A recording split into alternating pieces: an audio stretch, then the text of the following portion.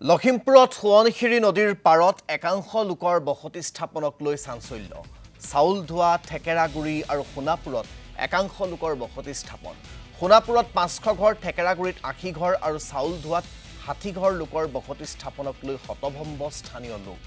কাঠফুলাৰ দৰে বসতি স্থাপন কৰিছে একাংশ সন্দেহজনক লোকে লোকসকলক শীঘ্ৰে উচ্ছেদৰ দাবী স্থানীয় দল সংগঠনৰ আজি ইয়াতে বহুত ধৰণৰ বাংলাদেশী মানুহ আহি ইয়াত প্ৰব্ৰজন ঘটিছে কিন্তু আগতে আমি যেতিয়াৰ পৰা দেখিছোঁ ইয়াতে এঘৰ দুঘৰকৈ মানুহ থাকোঁতে এতিয়া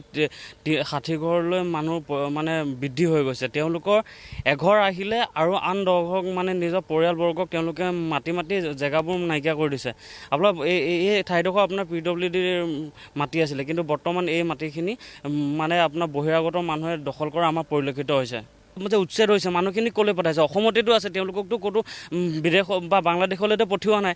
আমি চৰকাৰক দাবী জনাইছোঁ যে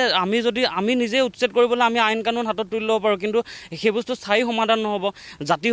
আমাৰ নিজৰ মাজতে সংঘাত হ'ব গতিকে চৰকাৰে এই বস্তুটো স্থায়ী সমাধান কৰাৰ স্বাৰ্থত অকল ৰাজনৈতিক ভোট বেংক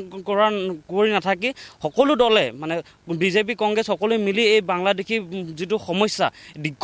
দীৰ্ঘম্যাদী এটা সমস্যাটো সমাধান কৰিবলৈ আমি বীৰ লাচিত সেনা অসমে দাবী জনাইছোঁ প্ৰায় আপোনাৰ প্ৰথমত আপোনাৰ এঘৰ দুঘৰ মানুহ আহিব এতিয়া বৰ্তমান 500তকৈ অধিক মানুহ এতিয়া আমি এটা স্পষ্ট দাবী আমাৰ বীৰ লাচিত সেনাই তেওঁলোকক অতি শীঘ্ৰে আমি চৰকাৰক এটা